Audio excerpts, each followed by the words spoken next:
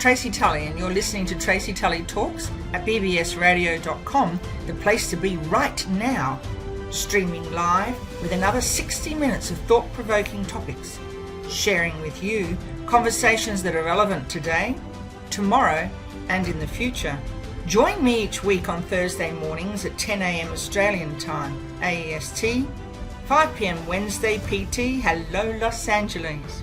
If you missed the live show, jump onto your favorite podcasting platform and you'll find me on Tracy Tully Talks. We do have some adult language, so if you have some little ones around, pop on your earphones. Hello and welcome. It's Tracy here from Tracy Tully Talks, bbsradio.com. And it's lovely to listen to you today and to be able to present our guest, Michelle Jewsbury. And Michelle is US-based. She's an author, a humanitarian, and she's also an actress. She'll be coming on shortly, so let me tell you a little bit about Michelle.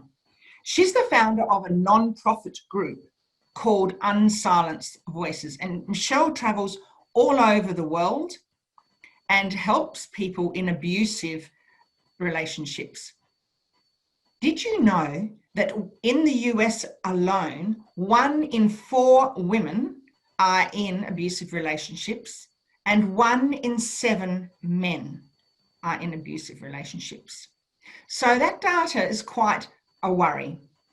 Michelle is a master instructor and she can help you work out right at the beginning of a relationship if there's anything there that you're worried about that you feel might not work for you, could have the possible danger of being in an abusive relationship. Michelle also helps you shift your attitude, identify and overcome obstacles, shift alternative perspectives, and control your emotions. So we're going to speak to Michelle very, very shortly as she comes on board. And I'd like to introduce you now. There we go. Hello, Michelle. How are you? Hello, Tracy. I'm doing well. How are you? I'm very, very well. Thank you. And it's great to see you on board here. Last we met, listeners, was in Egypt in March. So it's great to see and hear Michelle today. Michelle, I've just been telling our listeners that you are the founder of the group Unsilenced Voices and that you're a humanitarian, an actress, a global speaker and an author. I wonder if you could tell us about what you do with that non-profit group Unsilenced Voices. Yeah, definitely, Tracy. And thank you so much for having me on. I look forward to sharing with your audience and being able to help and assist people who need it. I'll kind of go through my story a little bit, if that's okay, Tracy. Absolutely. Perfect. So I'm going to fast forward my life until, I don't know, let's say 16 years old. And then my mom works in the restaurant industry and she trains me to be a restaurateur. So I work as a server, a hostess, and back of the house, bartending, managing. But I knew that I wanted something more. So like a lot of people out there, I decided to take a plunge. I fell in love with acting and I wanted to move to Hollywood, California. So I packed up my car and drove my happy little butt when I was 19 years old to Hollywood, California to pursue an acting career. And I loved it. I loved being on stage. I loved interacting with people, very similar to the restaurant industry, being able to talk with one another. Fast forward a few years and things are going well, producing plays, starring in things. And I end up meeting this man, blonde haired, blue eyes, swept me off my feet, right? Really handsome, really was going someplace in life. He courted me. He sent me flowers and text messages. We went to ball games. And about 4 months into that relationship, my head went through the drywall. And at that time, I didn't even understand that that was the beginning stages of a domestic violence relationship. It took me 4 years of being with Paul that it finally dawned on me that I was being severely abused. And I remember escaping that relationship and sitting in front of my computer like I'm doing now in front of Zoom. Yeah. And I started documenting things that happened to me. And when I documented them, I had an aha moment, like, wow, I can't believe that this is me. And again, I had that feeling of, I need to do more. So when I started documenting, I ended up writing a solo play, a 65-minute solo play about my experience with domestic violence. And that consisted of me playing roughly 13 to 15 different characters. I beat myself up on stage a lot. I endured physical, sexual, emotional, and financial abuse from Paul. But what happened next was actually pretty incredible. People started coming up to me and thanking me for sharing my story and for speaking up for those people who couldn't speak for themselves. And then I was like, okay, well, maybe I can turn this into something.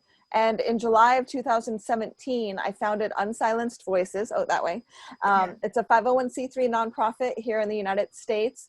We're based in the US, but however, we work primarily in Ghana, Sierra Leone, and now we expanded to Rwanda. We are expanding to the United States as soon as COVID lifts, but I love being able to impact so many people through the organization. And we do programming, educational programming. We help young girls off the streets who are selling themselves as sex workers. We're giving hope to hopeless. And it's not only humbling work, but it's necessary work.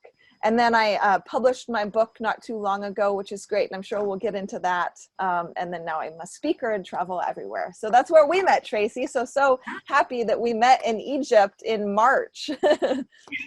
It was a wonderful time. And it was absolutely fascinating to hear what you do. And you're going to some pretty difficult countries, some very challenging countries. And I know when I was listening to you then and listening to you now, what is going through my head is when you go into a country like Ghana or Rwanda or Sierra Leone, how do you help the women protect themselves after you've done the training and you leave?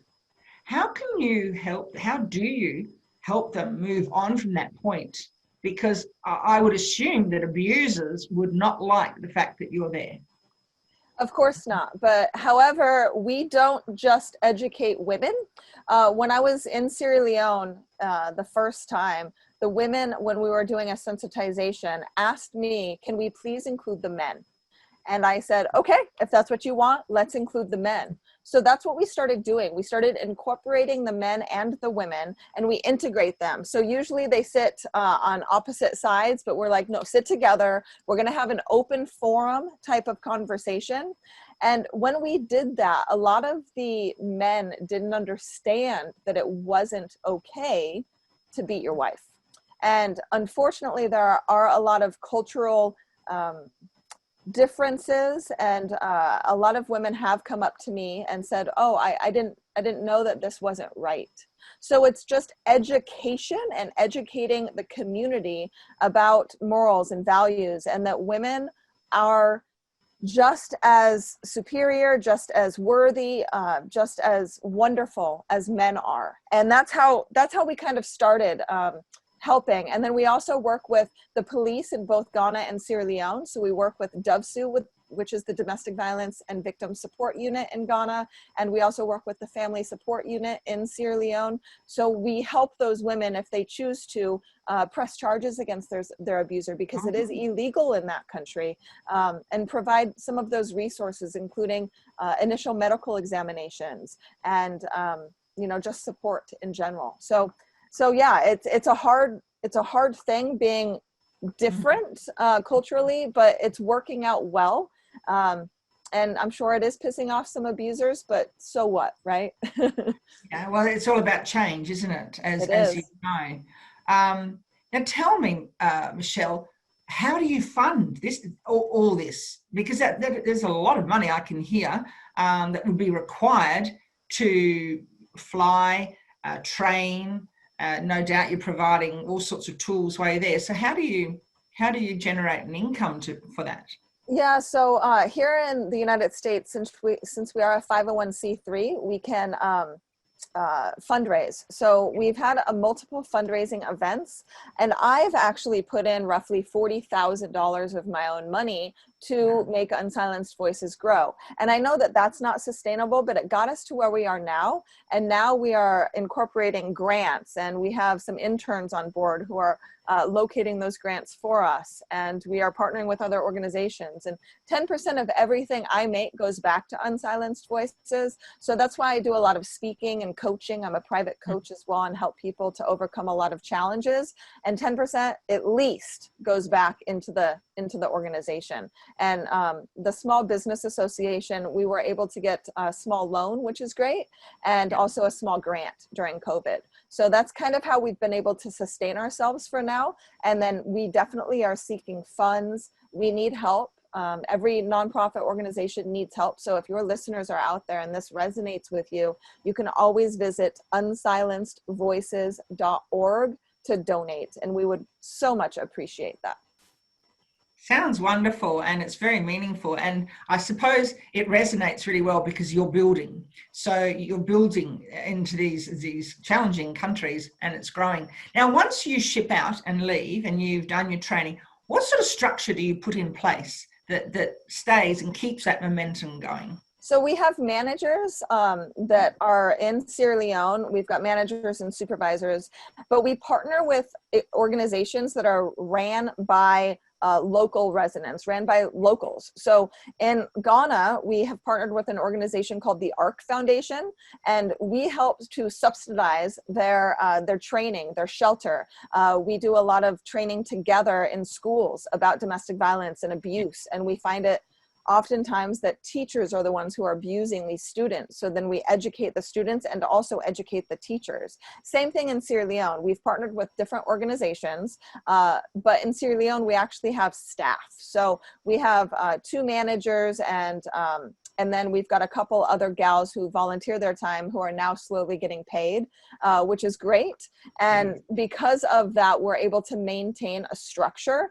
And then we've partnered with a woman named Comfort who runs the Bow Women's Vocational Training Center. And that's where we actually enroll our girls into the vocational school in order for them to learn a skill, whether it be tie-dye Angara or hairdressing or baking, whatever they choose, but they learn that skill instead of selling their bodies, like I said. So it's always partnering with local organizations. And I think that that's so incredibly important, because it's not me as a Westerner trying to bring everything to Africa. It's partnering with Africans and addressing their concerns and their needs. It's really important, isn't it? So your platform is brilliant because it's the trainer, and you're setting it up for consistency and continuity, longevity. This is really important because here in Australia, we have funding grants, and my history is, as you would know, is a principal for 38 years. And you can imagine how much daily abuse I saw. And what we have is grants here, but the grants that we have, when they run out, there's nothing else. Everything stops. And this is the same cycle year in, year out. And it's really, really frustrating when you get something going and then all of a sudden the government will go for something else, another, pie in the sky grant with ridiculous criteria. But what you have done, founding Unsilenced Voices, is really special, because you could step away and someone else could come in and run it. So that is what that is what our hope is, for sure. So that's what my hope is that not only in West Africa and Rwanda, but also around the globe, we want to start a movement. Unsilenced Voices is not just a nonprofit, but it's a movement to encourage victims and survivors to speak up. And once they speak up, then we see this domino effect of change. We have one gal who's, she's amazing. So we found her on the streets, and we enrolled her in the training center. And now she has learned a skill, but she's also helping Unsilenced Voices with advocacy. So when we go out to the streets and do community and village sensitizations, when we are now, because of COVID, giving microloans and rice and water and clean food to some of these individuals, she's there. she's right there. And it's so wonderful because in March when I was there, I got to meet her, and I was very emotional with that because, you know, she literally took the shirt off of her back. She made me clothes. She gave me a chicken, which is so significant because a chicken can feed her whole family, you know? And she was very appreciative, but I am so appreciative of what she is doing. And that's what we want to create, these survivors and these victims who are now not victims, they're victors. And then now they can make a difference in their own country. And then it's that domino effect of change, and it's sustainable change.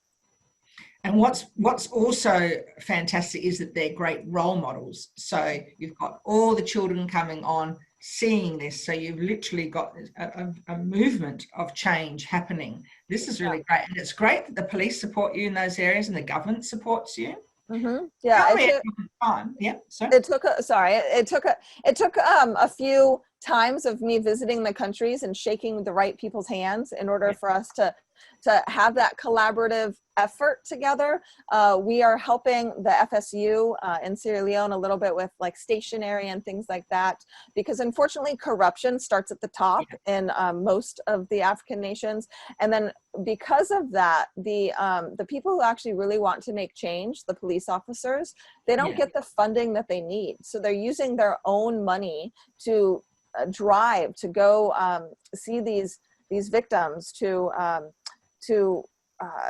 document things on their computer, using their own pens, stationery, everything. So it's not funded. And that's the reason why people think that Africa is so corrupt, but it starts at the top.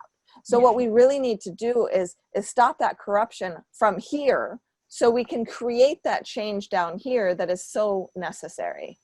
And I can imagine there would have been some quite challenging, frightening times in this program's progress. Can you share something with us so that we can have an understanding of what challenges you might have had to come across? Well, specifically really in Sierra Leone, I have to fly into Freetown in order to get there. And then we take a 4-hour drive getting to Bo.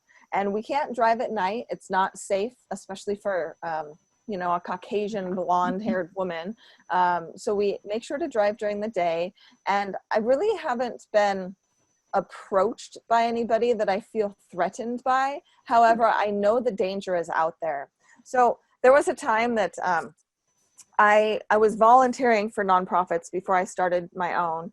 And I traveled to Kenya with a great organization who works out of Portland, Oregon, and it's called Kizimani. And when I traveled to Kenya, it was really my first experience in an African nation. And we were there for medical and to help primarily the children there. But we had to drive past a lot of gates and a lot of police stops. And multiple times, because we were a van of Caucasians primarily, they typically thought that we always had money. So we would always get, you know, please give us money, give us money. And it was the police officers. It's like, well, if you want to pass, you got to pay us. The great thing over there is that because we were medical and we had medical doctors and everything, they actually let us go through. But there were times, you know, because over there, you know, they're fully loaded with guns. And it was kind of scary being my first time in an African country, experiencing that. So, you know, now we're just kind of getting used to it. I tend to cover my hair a lot, and it's not necessary, but I do just for safety and precautions. But yeah, that's kind of the dangers over there. But you know, when you're called to do something, you don't let the danger stop you. No, and that's the important part, isn't it? And the word fear is linked to that, obviously. And if you had had the fear, this never would have happened. But through your fear and your story, you have come to this point. It's quite fascinating. If one of our listeners were really keen to go with you on a trip, is that possible? So I'm planning on putting together a trip. I was going to do it for 2021, but because of COVID, it might be pushed to 2022. When I was vice president for Young Vision Africa, we put together a group of people to come with us. And that was in Sierra Leone. So I feel very safe taking a group of people to Sierra Leone because the place we stay, it's ran by Helping Children Worldwide, HCW, and it's protected. There's a guard there that is armed, and we're protected. We have meals.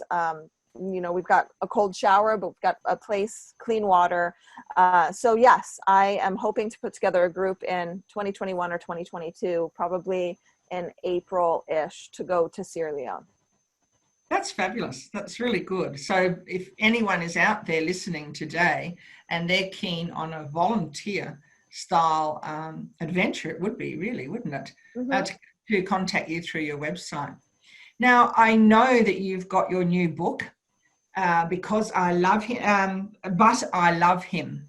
And Michelle, for our listeners, she teaches how to protect yourself from domestic abuse in your relationship. I wonder if you can talk to us about your book. And I heard before when we introduced you that you were writing things down, so you were reflecting on what was happening, and then you must have had your big aha moment. So tell us a little bit about your book. Yeah, of course. Thank you again, Tracy. So it was interesting when I started documenting, because I didn't think that I would write a book.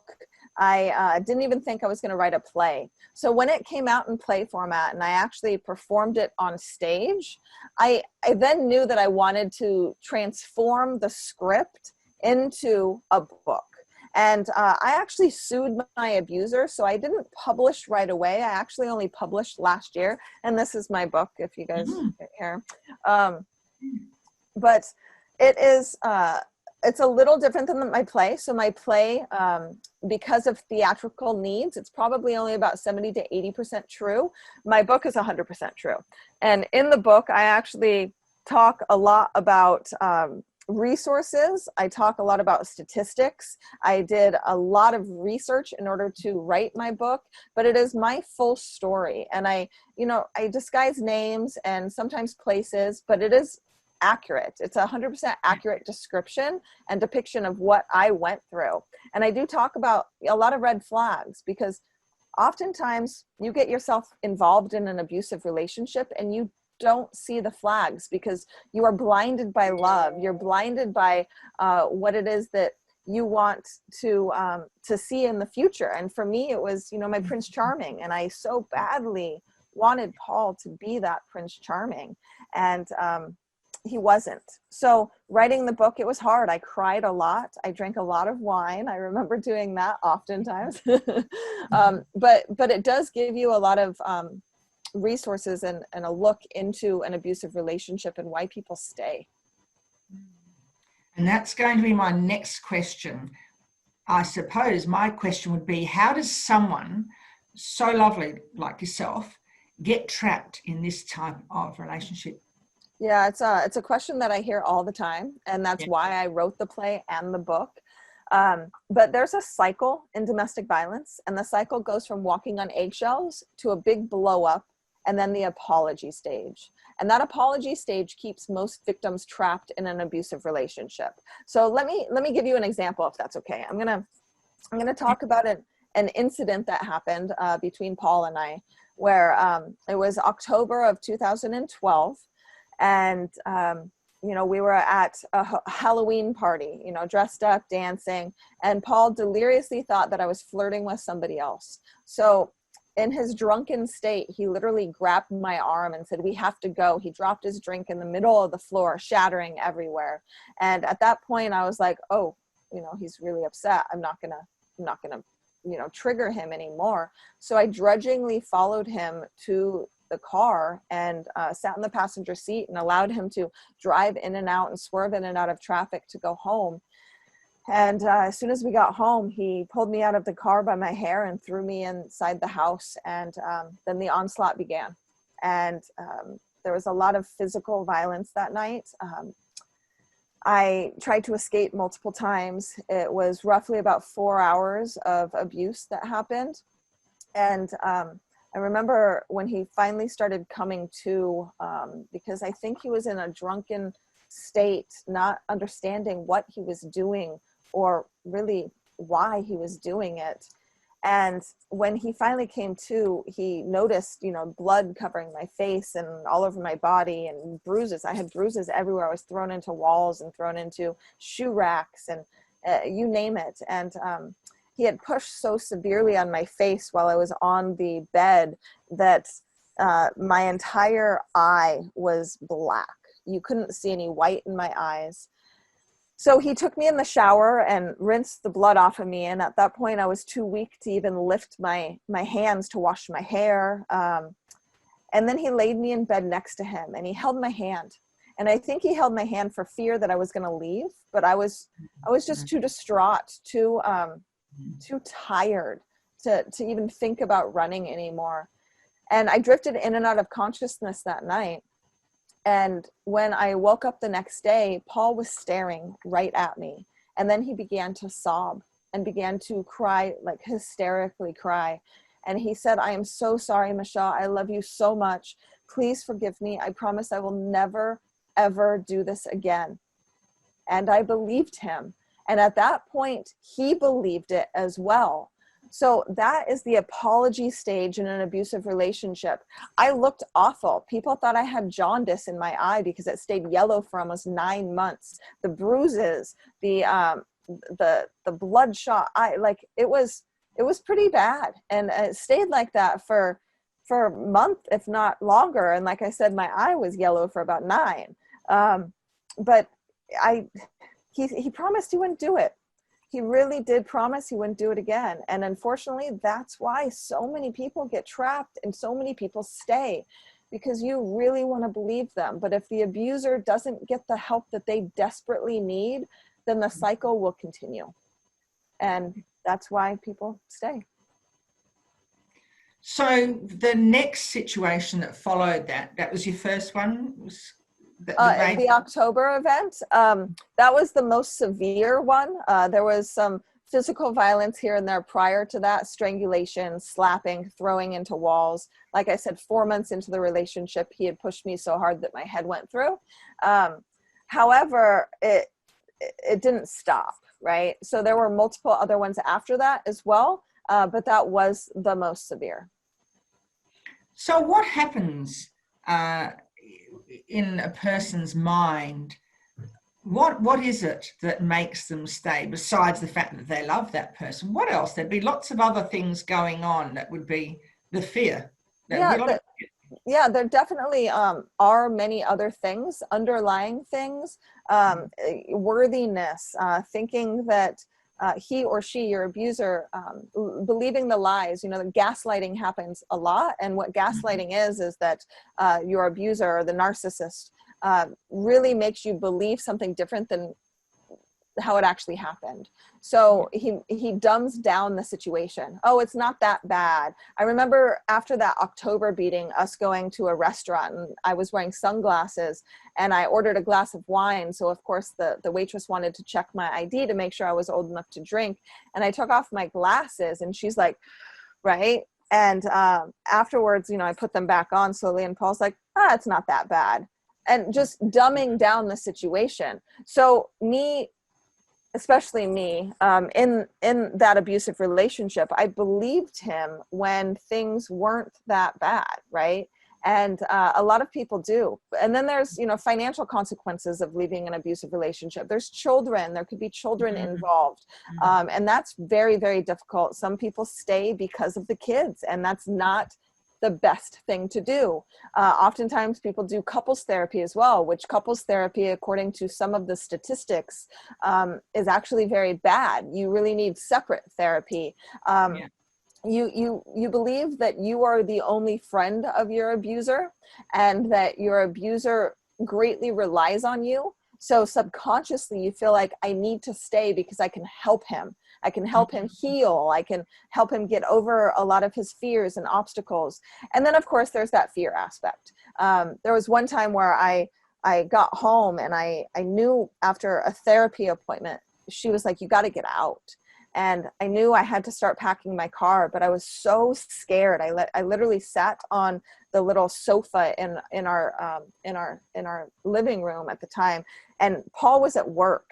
And I just remember like shaking so bad. And I was like, calm yourself down, Michelle. And I took a shower, and Paul still had a couple more hours. And I'm like, you got to do this. So I literally just took everything, clothes on the hangers, and just started throwing everything I had in my car. And I left, and Paul had a tracking thing on my phone at that time. So when I left, he had told me later on that he had followed me partially all the way to LA. I'm glad he didn't get to me, but yeah, it was scary. Very, very, very scary. There was also a time after I had escaped where I moved into an apartment building, and this apartment building, I didn't want my name on any of the utilities. So I didn't want anybody to know that it was public knowledge, right, where I was living. But I was working as a bartender during that time, and I would come home very, very late, and I had to take an elevator 2 floors up. And I remember every time those doors opened, I used to think that Paul or somebody that he hired was going to be on the other end of that elevator, the other side, and he was going to kill me. So yes, fear. There's a lot of fear, but I knew I had to leave. I knew I had to continue speaking up. I knew I had to get out. I felt God with me the whole time, which was amazing.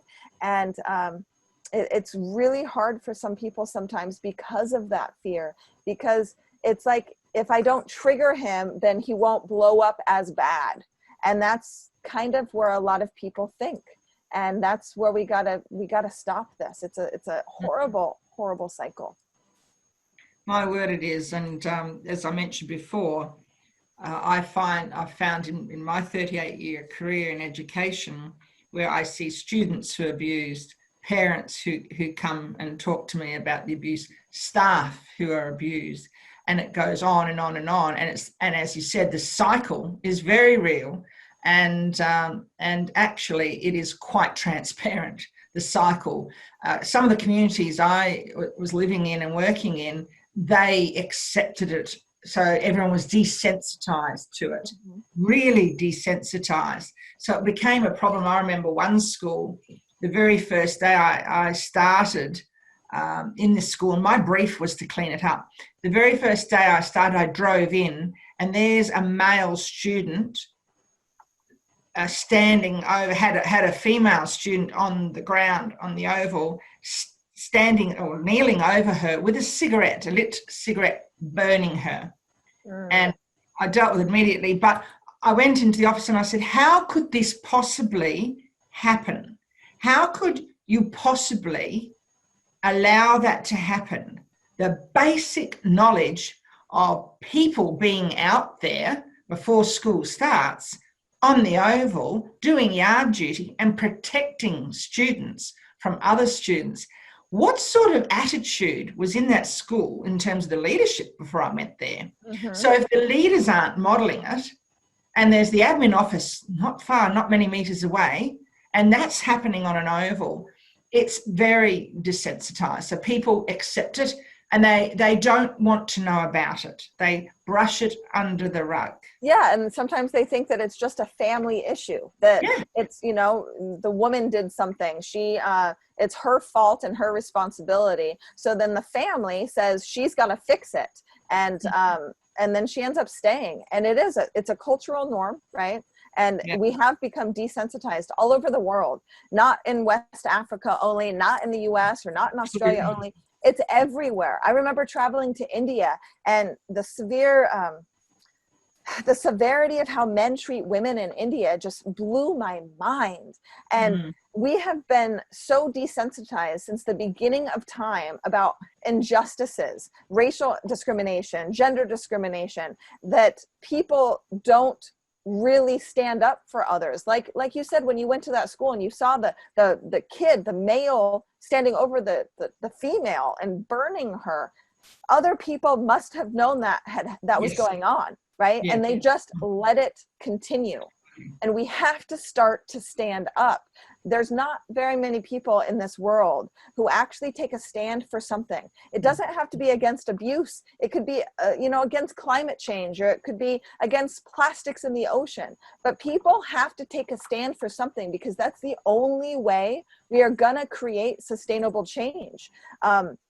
stop these horrible cycles. Human trafficking is one of them as well. And, kids are taken. There's 200,000 kids in the US that are being trafficked. According to the Child Liberation Foundation's website, there are 18 million children worldwide that are being trafficked. That means that there are thousands, hundreds of thousands of people that know about this. And the thing is, we have to stop the supply and demand. So it's the demand that we really have to put our foot down and be like, this is not okay. And this is why it's so important to get men on board as well, to say, hey, bro, stop doing that. It's not okay to treat a woman like that. They're equal, just like we are. So yeah, I'm sorry to go off on this tangent, Tracy, but it drives me crazy. There are so many things that we could be doing, and a lot of people aren't doing them. No, I agree with you. And don't ever apologize for doing or saying things that support something like abuse, because it's something that's close to my heart. And I can honestly say, in all of the schools I worked in 38 years, that was probably the biggest thing I had to deal with: abuse and drugs. And too often they were related.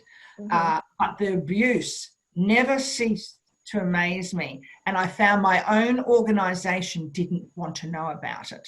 In fact, they would turn a blind eye, and I was told that I had to leave the kids in the school, and they wouldn't give us any support, nothing at all to help us. And these schools were poor, these communities were poor. So you really had no way of changing the system unless you came up with something out of the box. And one of the things that I came out with at that stage, this is a rural area, and sheep and wool were big in that area. And so I actually was the first in the world to start a shearer training program for students. And it was particularly for these, and they were built like men, these kids. They were literally very strong, very big, and adults, and had lived like that, and very abusive. I was very fortunate to get a company called Sunbeam. You would know maybe about Sunbeam Appliances, who backed us, who actually gave us a free trainer, equipment, and then we had the Australian Workers Union came in behind us and helped us. We had this remarkable change all of a sudden, and it showed me that it could be done. It took an enormous amount of work, but my own department didn't want to know anything about it. Were really angry with me for doing it, because it wasn't, what school was about. And of course it was what school was about, because we were doing something actively. We were taking the kids off the street, and the male role models with this particular group was our first group. This is going back to 2004. And they were tough. They were really, really tough. And there's nothing I haven't seen. And they had the male role models in the shearing sheds. So they were taken out of their environment. And what we found was, and you touched on this before, is that sense of identity. They had been abused themselves for so long, they had no sense of identity and self-awareness. And this is one of the big problems, isn't it? The issue. Yeah, you lose yourself for sure. And you lose yourself in relationships. You lose yourself just thinking of survival every day. Sometimes I remember going to my therapist and just being like, I'm so tired all the time. And I wasn't even working. And it was a female at that point. Now I have a male therapist, but she's like, well, it makes complete sense, because you're living in fear every single day, and that's emotionally draining.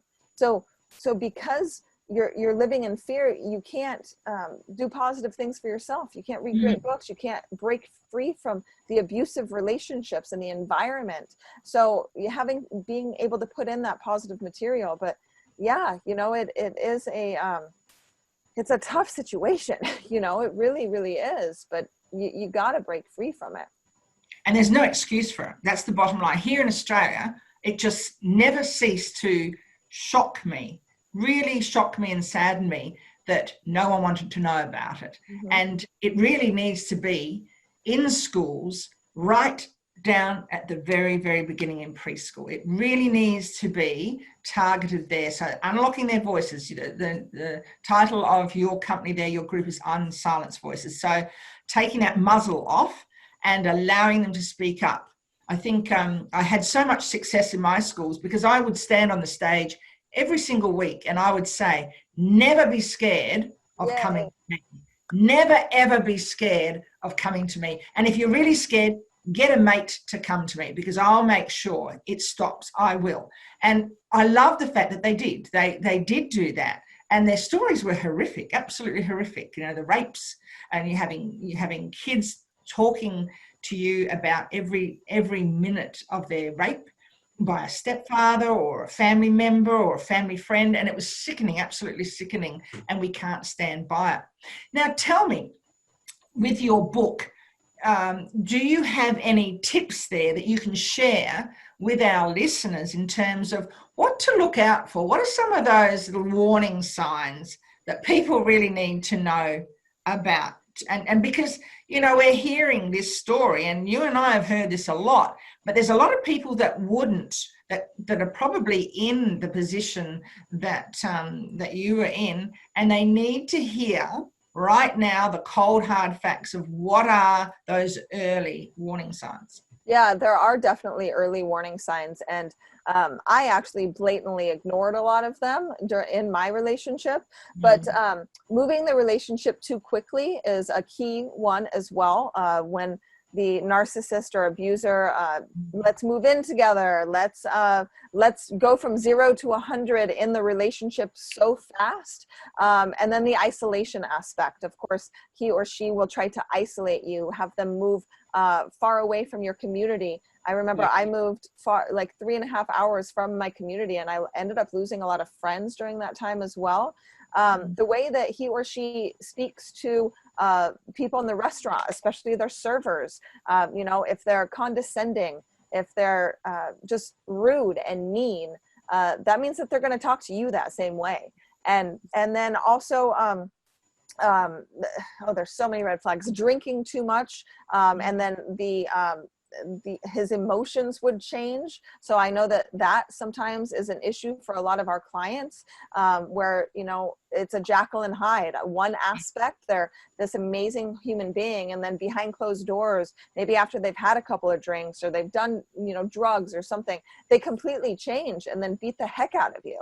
And you know, there are a lot of red flags. You know, talk to their friends, talk to their family, do research online. Before you go out on a date with somebody, don't meet them in a private place. Meet them in a public place. Do research. This phone has more computing power than the very first computer we ever had. So use it, utilize it, look up Google, look up that person, and see if there's anything that pops up on the internet, because there could be. And yeah, I mean, I remember walking through a crosswalk with my friend at the time, and I remember talking to her about my relationship with Paul, and I could hear God say, no, like, stay away. And it was more like this feeling, this warning feeling that I got. And I literally blatantly ignored it. I thought that it was my fear of getting involved in a relationship again, and worried that he wouldn't like me or something along those lines.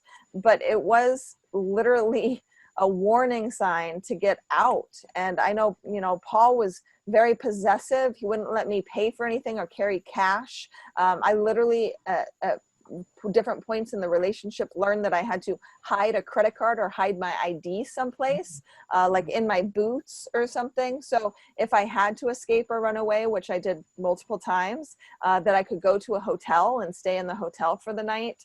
But yeah, there are many warning signs, and I write about a lot of them in But I Love Him.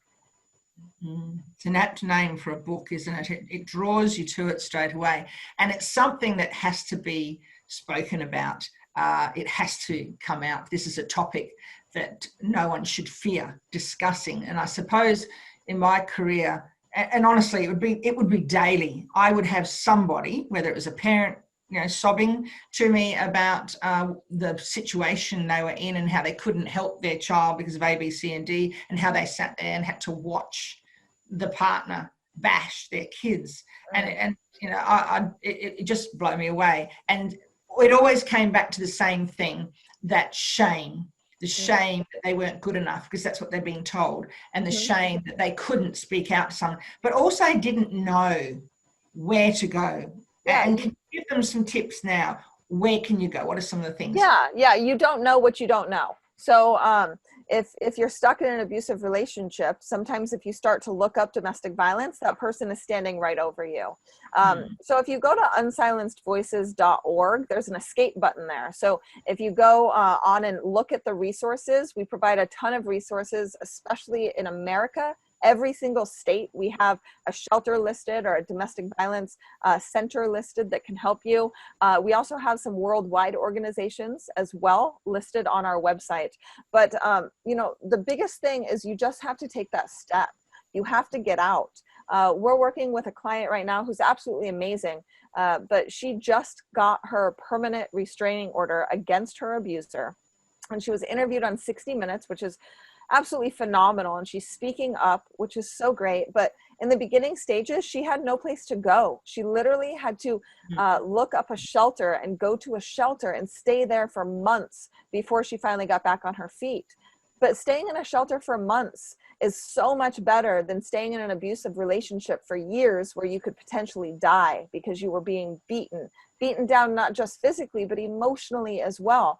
And oftentimes the emotional abuse has longer lasting implications than that of physical violence. So it is this, this tug of war in a sense, and there needs to be more places for victims to go, but definitely talk to the police, definitely, you know, file a restraining order. That's the biggest thing to do because that protects you if something does happen. But yeah, look up resources all over. And I don't know some of the resources in Australia. I know a lot of them in LA and around the US. And the police is the first place I used to tell our kids to go if it happened, you know, when they weren't at school. And it'd be the first place I would go. I'd be on the phone and had a phenomenal relationship with the local police who'd be up at the school like a hat as fast as, you know, anything. And it's too often people think that the police don't want to know about it, or you know, it's too mundane, whereas police do, and they're trained to help people, and they have all the networks and the contacts. I know there's been many times where I've stayed behind at school to 9 o'clock with a child until somebody came and got them. And over here we have what's called docs, and if no one came, I would ring up the police station and I'd say, I'm not leaving until somebody comes here and takes this child and looks after it. And they would do it. And you're teaching the kids then too that there is an out, there's somewhere to go for help. And this is really important. We were very fortunate because the police would come onto the school grounds every lunch hour and walk in full uniform around the kids until the kids understood that there was no fear with the police, that they could talk to them, they were humans, they had great personalities, and that helped a lot as well. And whereas some people didn't like it, because obviously they didn't like it because they felt like it was a police state or control, but it was a level that had to happen. And so going to those places and finding out the beauty, as you said, on the phone, you know, we have that piece of equipment, that tool that people can find help straight away. But too often, if they're isolated, they have all that taken away from them. They don't have money, they're in total isolation, they can't have a phone, and they're literally put into a place where they can't go anywhere, and so they don't want to go anywhere because the unsafe is actually how they feel safe. Yeah, but it's also, you know, changing your mentality. You know, if you're a victim, you've got to be able to, so we teach a 5-step process. So I do speaking all around the world. And I know we don't have very much time left, but I'd love to just briefly talk about those 5 steps. Yeah, and it's 5 steps to help you overcome obstacles and trauma. So we teach the first step is recognize. You have to be able to recognize what you're going through, accept it, understand it, recognize what you're facing. It's the first step in any 12-step process is recognition. Recognize that you've got a problem or recognize that this is happening.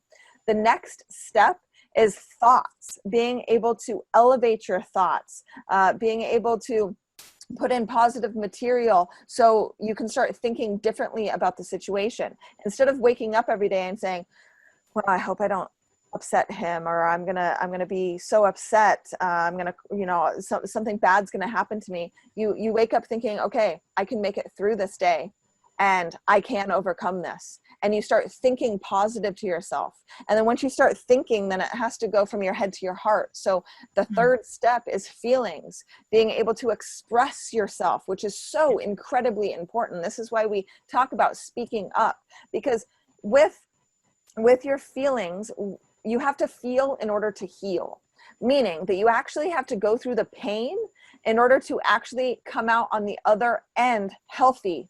So if you experienced trauma, or if you are involved in abuse right now, and then you leave, you have to feel through those emotions that you were hiding, right? Hindering. And there's something called adverse childhood experiences, that if something happens to you as a young adult or as a child, and you do not express yourself, whether it be through therapy or movement or dance or writing, if you hold it all in, then those emotions come out in physical and or emotional ailments as an adult, meaning autoimmune disorders, chronic fatigue and headaches, severe stress and anxiety. So definitely you have to feel through those emotions. And then once you get from recognize to thoughts, feelings, then we go to words, which is the fourth step. Put positive power words around you. You know, write on Post-it notes, take pen to paper and just write, I am enough. Or on my bathroom mirror, I am beautiful. I can overcome. I can do this. Make sure to surround yourself with that positivity, because if you read that every day, it's like subliminal messaging. You know, even if you don't read it, subconsciously your mind has already read it, you know, and that positive, those positive words need to come in your brain.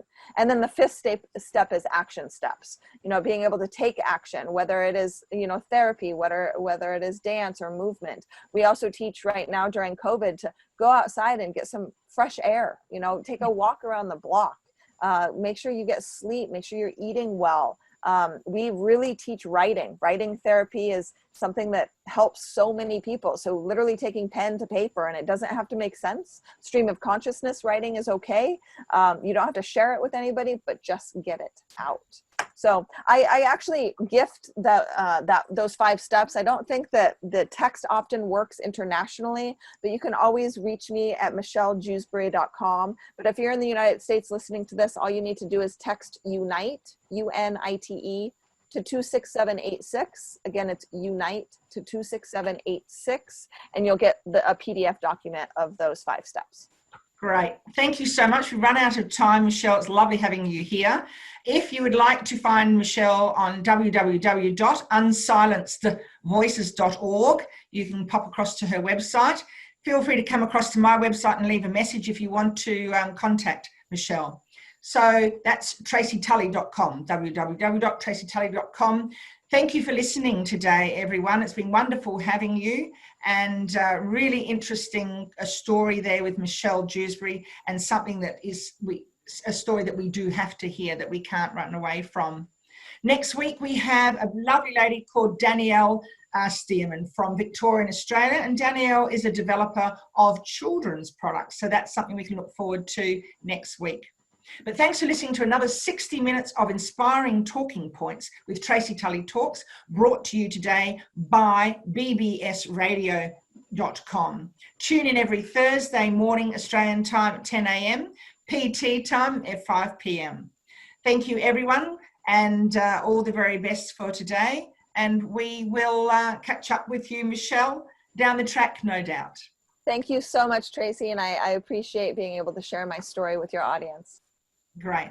So if you want to find out any more, you want to know how you can contact Michelle for sponsorship, please let me know, either on my Tracy Tully Talks, bbsradio.com/Tracy Tully Talks website, or across to my my business website, tracytully.com. So please don't be afraid to speak out and ask for support and help, or offer support and help in any way that you can. Thank you, Michelle. Have a lovely evening over there in America. And thank you to all our listeners. We look forward to hearing you again next Thursday, same time. Thank you, Michelle. Thank you very, very much, Tracy. Thanks for listening to another 60 minutes of inspiring talking points on Tracy Tully Talks, brought to you by bbsradio.com. Tune in every Thursday morning at 10 a.m. Australian time, AEST, and 5 p.m. PT time in America. Leave me a message on my website at www.bbsradio.com/Tracy Tully Talks. If you're interested in lifting the profile, presence and profit of your business, sponsorship opportunities are available. Until next Thursday, it's goodbye from me.